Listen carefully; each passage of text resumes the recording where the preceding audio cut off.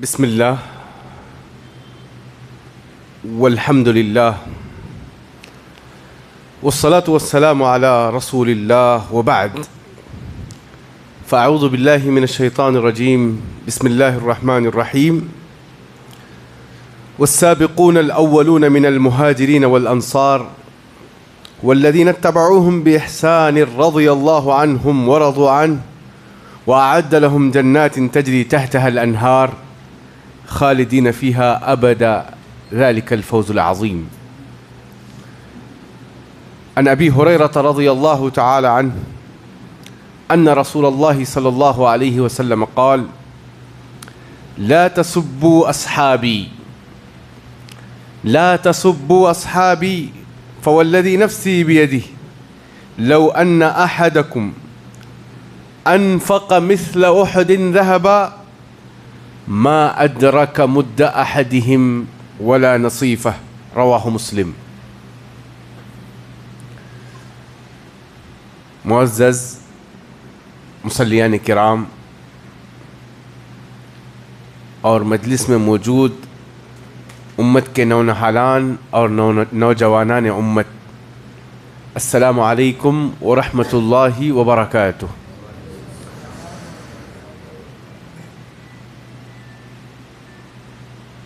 معزز سامعین، بہت ہی کم وقت میں اس پروگرام کی ترتیب عمل میں آئی. میں سمجھتا ہوں 20 منٹ پہلے ذکر کیا گیا اور ماشاءاللہ اللہ کی توفیق سے پروگرام کی بہترین ترتیب عمل میں آ رہی ہے. تو اس نیت سے آج ہم لوگ یہاں بیٹھتے ہیں اور جو باتیں جو پیش کی جائیں گی اسے اس نیت سے سنتے ہیں کہ انشاءاللہ جس موضوع پر آپ کے سامنے خطاب کیا جائے گا پوری کوشش کی جائے گی کہ مختصر سے مختصر ترین خطاب ہو، لیکن آپ سے درخواست ہے پورے دل جمعی کے ساتھ، اطمینان و سکون کے ساتھ، تھوڑی دیر کے لیے ایک سوئی کے ساتھ آپ مجلس میں شریک ہوں. آج جس موضوع پر میں آپ کے سامنے کہنے جا رہا ہوں وہ موضوع ہمارے عقیدے سے متعلق ہے، ہمارے اسلامی ڈھانچے کی جو بنیاد ہے. میری مراد عظمت صحابہ اکرام سے متعلق کچھ پہلو آپ کے روبرو رکھنے جا رہا ہوں.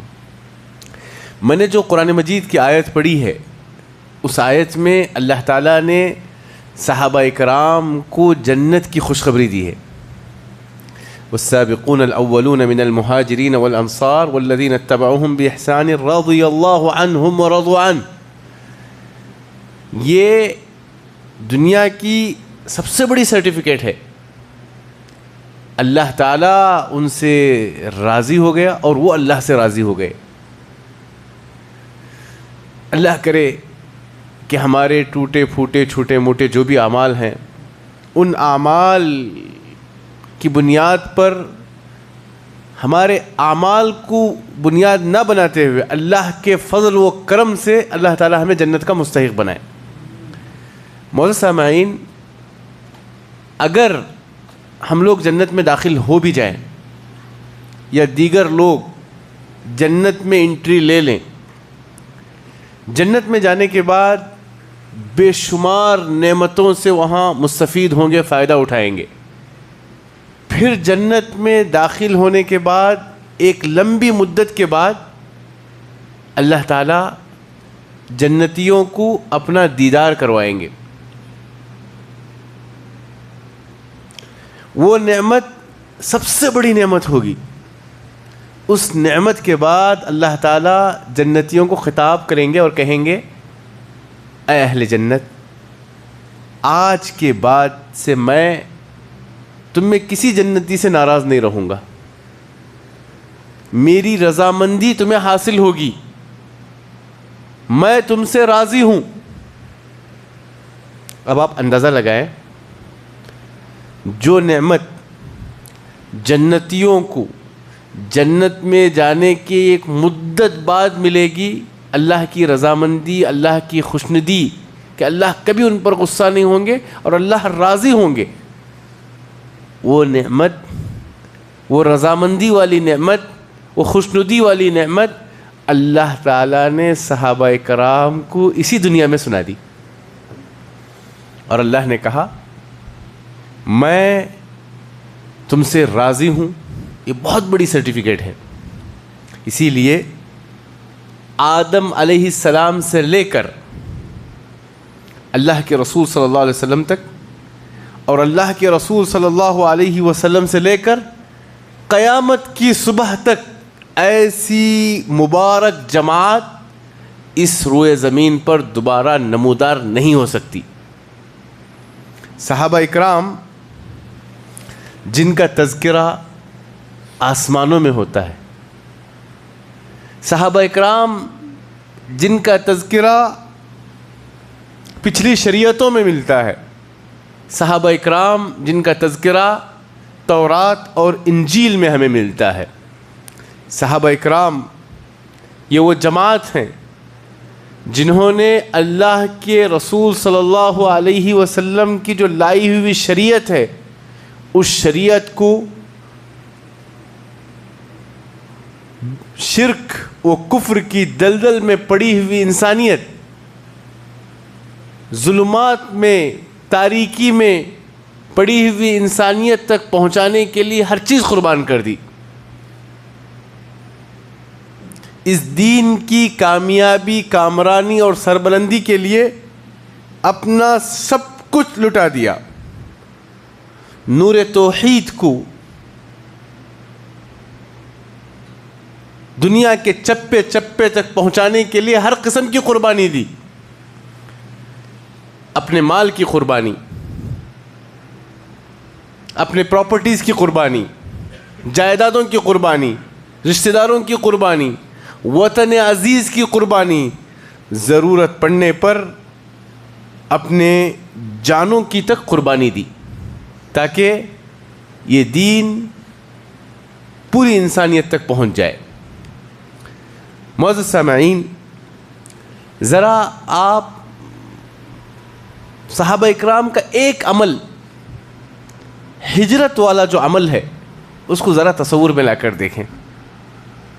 اللہ کے رسول صلی اللہ علیہ وسلم کے ایک اشارے پر صحابہ اکرام مکہ جیسا وطن عزیز، جہاں ان کی پرورش ہوئی، جو ان کی جائے پیدائش ہے، اس وطن عزیز کو خیر آباد کہہ کر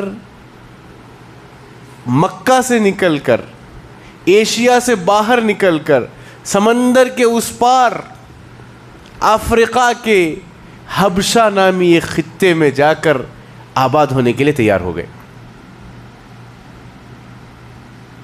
وہاں کا دین الگ، وہاں کی تہذیب الگ، وہاں کی ثقافت الگ، وہاں کی بول چال الگ، وہاں کا جغرافیہ مختلف. صرف اور صرف اللہ کے اور اس کے رسول کی حکم کی تعمیل میں صحابہ اکرام نے مکہ جیسی مبارک سرزمین کو خیر آباد کیا. پھر جب دوسری ہجرت مدینہ کی اور نکلنے کی نوبت آئی تو وہی عمل دوبارہ دہرایا. یہ ہیں صحابہ اکرام جو اللہ کے رسول صلی اللہ علیہ وسلم کے ایک اشارے کے منتظر تھے کہ آپ کی زبان سے کوئی حکم نکلے اور اس کو عملی جامہ پہنایا جائے. اس کے لیے سب کچھ قربان کر دیتے تھے. 7 ہجری کا واقعہ ہے.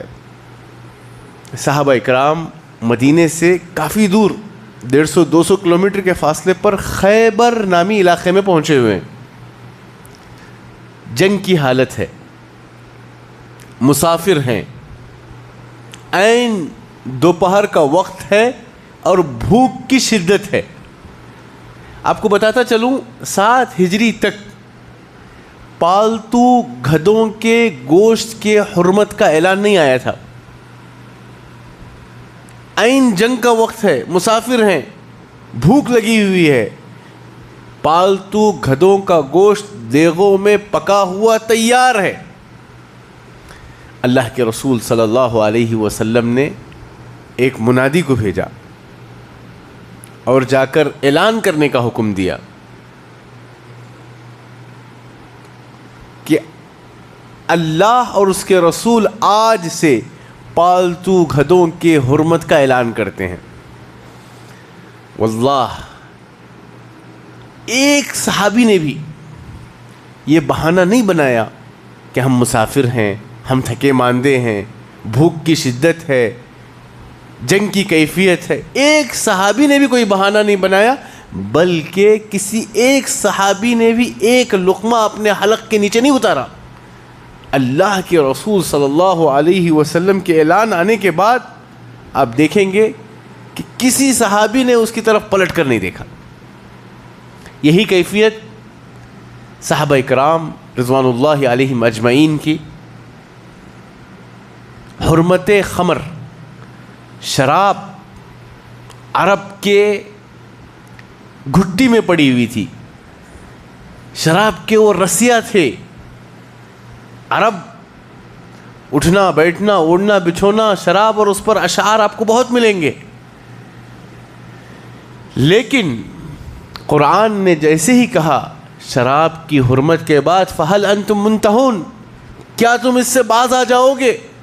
شراب کی حرمت کا اعلان سننے کے ساتھ صحابہ اکرام رضوان اللہ علیہم اجمعین نے جتنی شراب، جتنے مٹکے، جتنے دیغ، جہاں جہاں شراب محفوظ کی گئی تھی، تمام مٹکوں اور دیغوں کو مدینے کی گلیوں میں اونڈیل دیا ایک حکم پر۔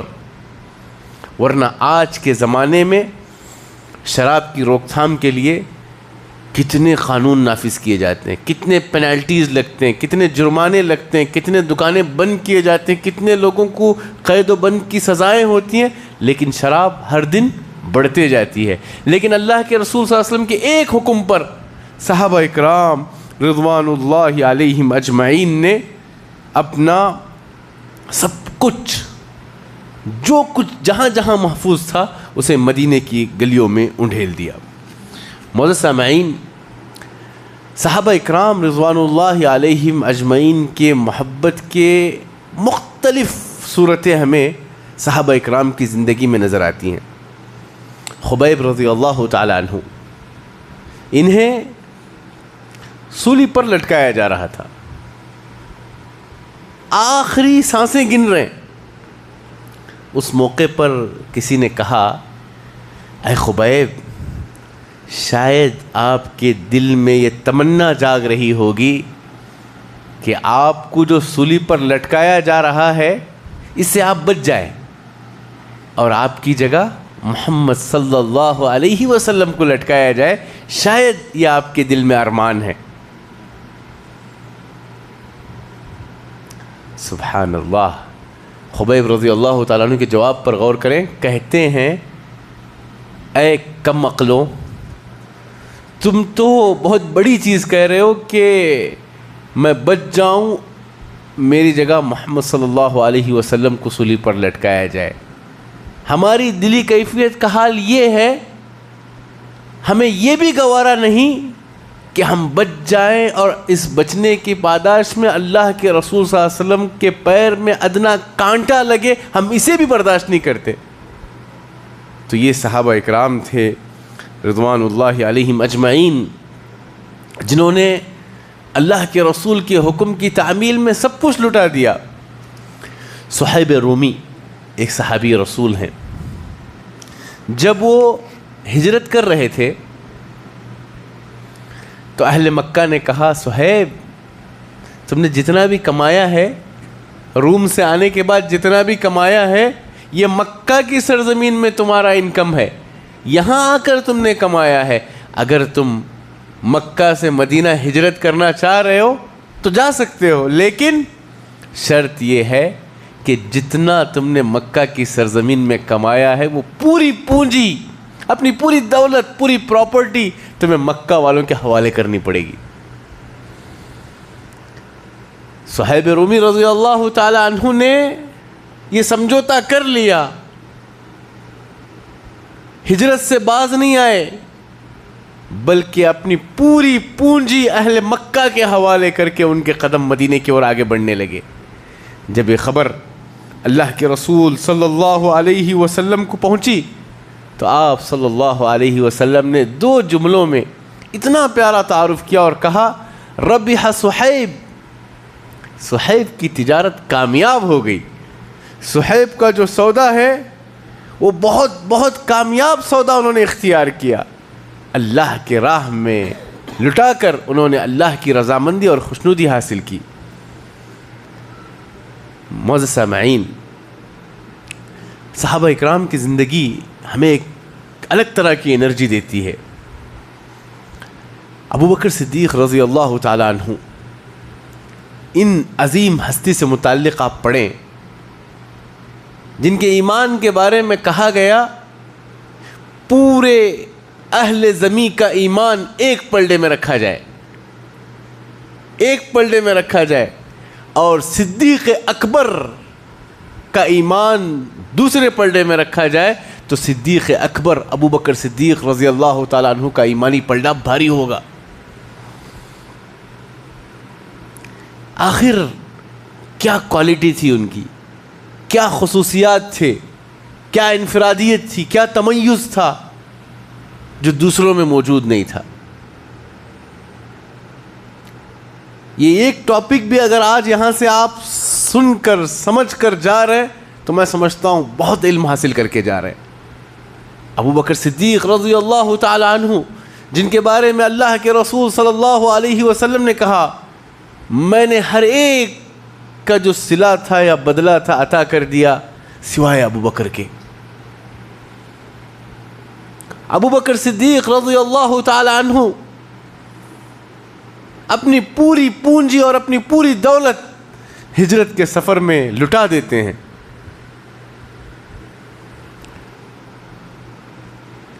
اکثر لوگ انویسٹمنٹ کہاں کرتے ہیں؟ جہاں سے بیک اماؤنٹ کچھ آنے کی امید ہوتی ہے، کچھ ریٹرن کی توقع ہوتی ہے، وہاں پر خرچ کرتے تھے۔ لیکن ابو بکر صدیق رضی اللہ تعالی عنہ اپنا مال ان کمزور، ضعیف، مسکین غلاموں کو آزاد کرنے میں اپنا پیسہ لگا رہے ہیں۔ یہ آخرت کی تجارت تھی، کیونکہ غلام طبقے پر کسی کی توجہ نہیں ہوتی۔ اپنی جتنی دولت تھی وہ پوری دولت آپ نے زنیرہ، بلال، خباب، ایسے غلام صحابہ اکرام رضوان اللہ علیہم اجمعین پر خرچ کیا، اور مشرکین جو ظالم قسم کے سردار سے ان کے چنگل سے انہیں آزاد کیا۔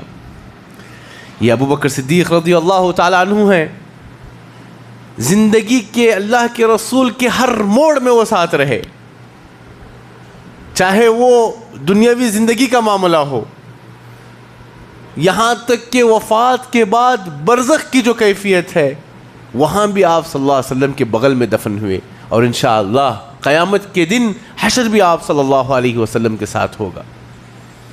یہ ابو بکر صدیق رضی اللہ تعالی عنہ ہیں، ان کا شیڈیول دیکھیے، ان کی سوچ دیکھیے۔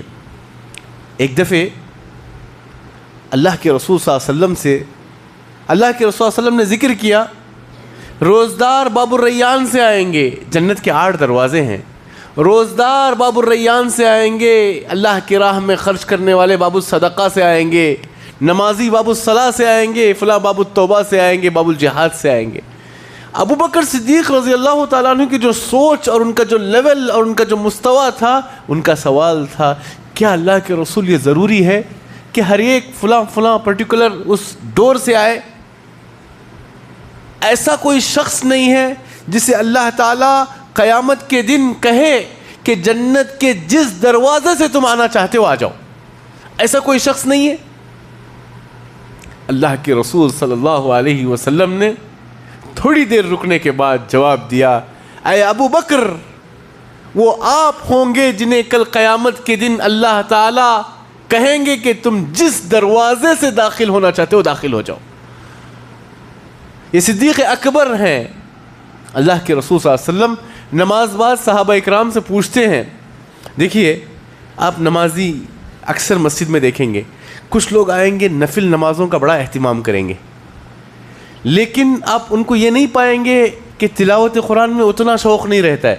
لیکن ایک دوسرا بندہ آپ پائیں گے کہ تلاوت قرآن بڑے اہتمام سے کریں گے. ایک تیسرا بندہ آپ پائیں گے نہ نفل نماز کا اہتمام اتنا زیادہ کرتے ہیں نہ تلاوت کرتے ہیں، لیکن نفل روزوں کا بڑا اہتمام کرتے ہیں. تو لوگوں کی طبیعتیں عبادتوں میں کسی عبادت پر خاص توجہ دیتے ہیں، لیکن صدیق اکبر کا حال یہ تھا کہ ہر عبادت میں وہ سب سے پہلے ہوا کرتے تھے. مثلا ایک مجلس میں اللہ کے رسول صلی اللہ علیہ وسلم مسجد میں پوچھتے ہیں من اصبح منکم صائما، پورے صحابہ اکرام موجود ہیں. پوچھا کہ تم میں آج روزدار کون ہے، نفل روزہ کس نے رکھا ہے؟ ابوبکر صدیق رضی اللہ عنہ کہتے ہیں میں. پھر اللہ کے رسول صلی اللہ علیہ وسلم نے پوچھا اچھا آج تم میں کسی نے مسکین کو کھانا کھلایا؟ ابوبکر صدیق رضی اللہ عنہ کہتے ہیں میں نے آج مسکین کو کھانا کھلایا. پھر آپ صلی اللہ علیہ وسلم تیسرا سوال کرتے ہیں اچھا آج تم میں کسی نے بیمار کی عیادت کی؟ ابوبکر صدیق رضی اللہ عنہ کہتے ہیں ہاں آج میں نے بیمار کی عیادت کی. پھر چوتھا سوال کرتے ہیں آج تم میں کسی نے مسلم بھائی کے جنازے میں شرکت کی؟ ابوبکر صدیق رضی اللہ عنہ کہتے ہیں میں. جسمانی عبادات، روحانی عبادات، بدنی عبادات، مالی عبادات، ہر عبادت میں آپ صدیق اکبر کو صف اول میں پائیں گے رضی اللہ تعالی عنہ. ان چیزوں کو دیکھنے کے بعد اللہ کے رسول صلی اللہ علیہ وسلم نے کہا کہ اے ابو بکر سن لو، اور دیگر صحابہ اکرام کو آپ نے کہا کہ جن بندوں میں یہ صفات پائے جائیں، نوافل روزوں کا اہتمام، صدقہ و خیرات کی عادت، بیماروں کی عیادت کا جذبہ، مسلمانوں کے جنازے میں شرکت، یہ چیزیں جن کے اندر بھی پائی جائیں گی وہ جنتی صفات انسان ہیں. ابوبکر صدیق رضی اللہ تعالی عنہ کا ایمان آخر کیوں اتنے ہائی لیول کا تھا؟ جب مکہ والوں نے ہجرت کے سفر کو شک کی نگاہ سے دیکھا اور ابوبکر صدیق کے پاس آ کر کہنے لگے اچھا آپ کی کیا رائے ہے اس شخص پر جو کہے کہ راتوں رات میں مسجد اقصی فلسطین تک جا کر آیا، تو مانو گے؟ کہا نہیں، ممکن ہی نہیں ہے. تو پورے مشرکین خوش ہو گئے اور کہا اب کیا بتاؤ گے کہ جو تمہارے دوست ہیں، صاحبک جو تمہارے ساتھی ہیں، وہ دعویٰ کر رہے ہیں کہ وہ فلسطین اور مسجد اقصی ایک ہی رات میں جا کر آ گئے. کہا اللہ کے رسول نے کہا؟ ہاں اللہ کے رسول نے کہا. جب اللہ کے رسول نے کہا تو میں سب سے پہلے تصدیق کرتا ہوں یقیناً اللہ تعالیٰ نے اللہ کے رسول صلی اللہ علیہ وسلم کو فلسطین کا سفر کروایا ہوگا. فلسطین کیا ہے؟ یہ تو کچھ ہی کلومیٹرز کی بات ہے.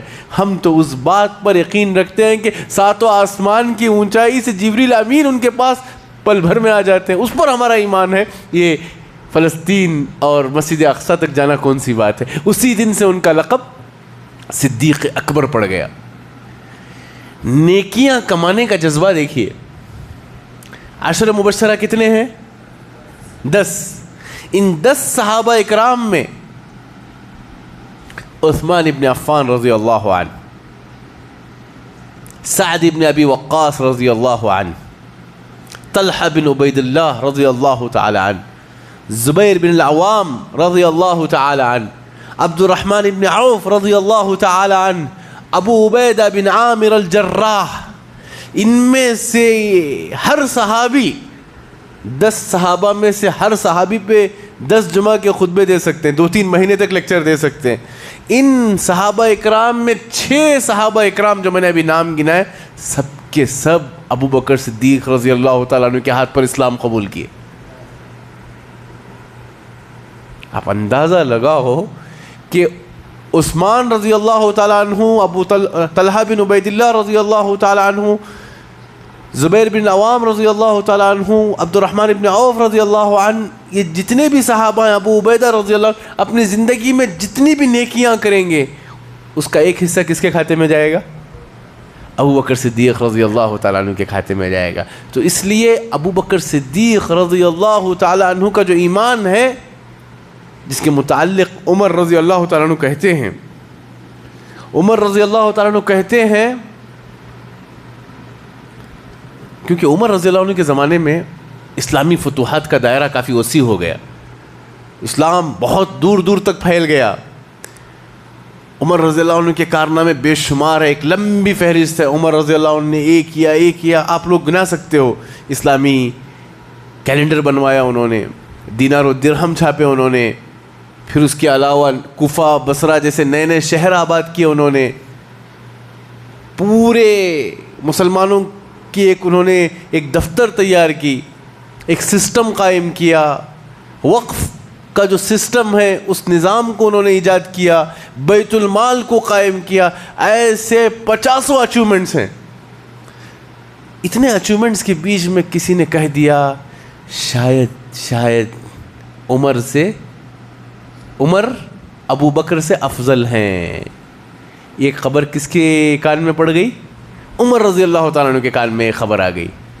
اس موقع پر لوگوں کو جمع کیا اور عمر رضی اللہ عنہ نے کہا، سن لو وہ لوگ جو مجھے ابو بکر پر فوقیت دیتے ہو، سن لو عمر کے پورے اچیومنٹس، عمر کے پورے کارنامے، عمر کے خاندان والوں کے کارنامے، یہ سب کچھ ان کے اعمال ایک پلڑے میں ڈال دو، اور صدیق اکبر کی صرف ہجرت والی رات کا ایک دن کا عمل دوسرے پلڑے میں ڈالو، وہ ایک دن کا عمل جو ہے نا، عمر اور آل عمر کے پورے اعمال پر بھاری ہوگا۔ ہجرت کے موقع پر پورے خاندان کو ڈیوٹیز تقسیم کر دیتے۔ بیٹی اسما توشہ تیار کریں گی، عبد الرحمن بن ابو بکر اس توشے کو لے کر مکے کے حالات سے آ کر غار ثور میں اللہ کے رسول صلی اللہ علیہ وسلم اور ابو بکر صدیق رضی اللہ عنہ کو باخبر کریں گے۔ عبد الرحمن بن ابو بکر کے قدموں کے نشانات کو مٹانے کے لیے عامر ابن فہیرہ ان راستوں پر بکریاں چرائیں گے، کیونکہ وہ ٹریک کرنے والے لوگ تھے۔ مینگنی دیکھ کر اونٹ کی نسل بتانے والی قوم تھی، قدموں کے نشانات سے پکڑ لیتے، تو بکریاں چرا کر ان قدموں کے نشانات کو مٹانے کی ذمہ داری عامر ابن فہیرہ کو دی۔ پھر 3 دن تک ان بکریوں کے تازہ دودھ سے ان کی ضیافت وغیرہ وغیرہ۔ اور اسما رضی اللہ تعالیٰ عنہ کا معاملہ آپ کو پتہ ہے، ابو جہل نے پوچھا کہاں ہیں ابو بکر؟ جب نفی میں جواب آیا تو اس قدر تیزی کے ساتھ اس نے تھپڑ لگایا کہ اسما رضی اللہ تعالیٰ عنہ کی بالیاں ٹوٹ گئی۔ اور دوسرا واقعہ بھی آپ کو پتہ ہے، جب توشہ پیک کر رہی تھی تو کوئی چیز انہیں نہیں ملی، تو اپنی اوڑھنی سے انہوں نے اس توشے کو پیک کیا۔ تو اللہ کے رسول صلی اللہ علیہ وسلم نے کہا، اے اسما کو یہ خوشخبری سنا دو، روز قیامت اللہ تعالیٰ اسما کے لیے ایک بہترین اوڑھنی کا انتظام کریں گے۔ پورے خاندان کو ڈیوٹی تقسیم کر دی۔ اور ہجرت کے موقع پر اس سچویشن کو یاد کریں، کبھی ابو بکر صدیق رضی اللہ عنہ آگے سے آ رہے ہیں، کبھی رائٹ میں، کبھی لیفٹ میں، کبھی پیچھے سے۔ اللہ کے رسول صلی اللہ علیہ وسلم تعجب سے پوچھتے، ابو بکر کیا ہو گیا ہے تمہیں، کیا کر رہے ہو؟ اللہ کے رسول، میں آگے ہوتا ہوں تو مجھے بڑی بے چینی ہوتی ہے، میں ایک دم پیچھے آ جاتا ہوں، اور جب میں پیچھے ہوتا ہوں تو مجھے بڑی بے چینی ہوتی ہے، اور خدشہ لاحق ہوتا ہے تو میں آگے کی طرف سے آ جاتا ہوں۔ مجھے ڈر لگتا ہے کہ کہیں دشمن رائٹ سے، لیفٹ سے، کہیں سے بھی حملہ نہ ہو، اس لیے میں چوکنا ہوں، چوکس ہوں۔ اور آپ کو پتہ ہے غار ثور بہت چھوٹا حصہ ہے، اس غار ثور میں اللہ کے رسول صلی اللہ علیہ وسلم داخل ہونے سے پہلے اس جگہ کو صاف کرتے ہیں۔ کچھ جگہ جو چھوٹے موٹے گڑھے تھے اسے بند کیا، کپڑے لگائے، 1-2 جگہ اپنے پیر رکھ لیے، اور بڑی مشکل سے داخل ہوتے ہیں۔ اور اللہ کے رسول صلی اللہ علیہ وسلم کو اپنے زانوں پر رکھتے ہیں، اور اللہ کے رسول اس قدر تھکے ہوئے سے وہیں پر آنکھ لگ جاتی ہے۔ کبھی یہ نہیں کہا اللہ کے رسول مجھے تھوڑا پوزیشن سنبھالنے دیجئے، میں اپنی کمر سیدھی کر لوں، نہیں۔ یہ تھے ابو بکر صدیق رضی اللہ تعالیٰ عنہ، ان کی بے شمار قربانیاں ہیں۔ اصل بات یہ ہے کہ پری پلان یا تفصیلی درس کا موقع نہیں ہے، کیونکہ ہنگامی طور پر گفتگو ہوئی ہے۔ انشاءاللہ اللہ نے چاہا تو کبھی سیرت ابو بکر، سیرت عمر، عثمان ایک تفصیل سے کبھی ہم لوگ جائزہ لیں گے، لیکن اصل مقصود یہ ہے کہ ہمارے دلوں میں صحابہ کی محبت ہو، ان کی قربانیوں کو یاد کریں، ان کے نقش قدم پر چلے۔ پیارے بچوں، آج ہمیں کھلاڑیوں کے نام یاد ہیں، سیاسی طبقے کے نام یاد ہیں، فلاں ستاروں کے نام یاد ہیں۔ حقیقی معنوں میں اگر کوئی ستارے ہیں، ہیروز ہیں، ہمارے لیے آئیڈیل ہیں، تو صحابہ اکرام ہیں، جنہوں نے جو اللہ کے پاس چیزیں ہیں اس چیز کے حصول کے لیے اپنا سب کچھ لٹا دیا، سب کچھ قربانی دی، وقت کی، جان کی، مال کی، جائیداد کی، وطن عزیز کی، سب۔ یہ صحابہ اکرام کی ہماری دلوں میں محبت ہو، کیونکہ کل انسان کا شمار اور حشر ان لوگوں کے ساتھ ہوگا جن سے وہ محبت کرے گا۔ اگر ہماری محبت فلاں سے ہوگی تو ہمارا حشر ان کے ساتھ ہوگا۔ اگر ہماری محبت ابو بکر و عمر و عثمان و علی، حشر مبشرہ اور ان صحابہ اکرام سے ہوگی جن سے اللہ راضی ہے، تو انشاءاللہ ہمارا حشر اور شمار ان کے ساتھ ہوگا۔ میں اللہ کے شکر کے بعد خصوصاً شیخ توفیق اور مسجد حاضہ کے ذمہ داران اور تمام آپ لوگوں کا کہ آپ لوگوں نے ہنگامی دعوت پر لبیک کہتے ہوئے شرکت کی، فرداً میں شکر گزار ہوں۔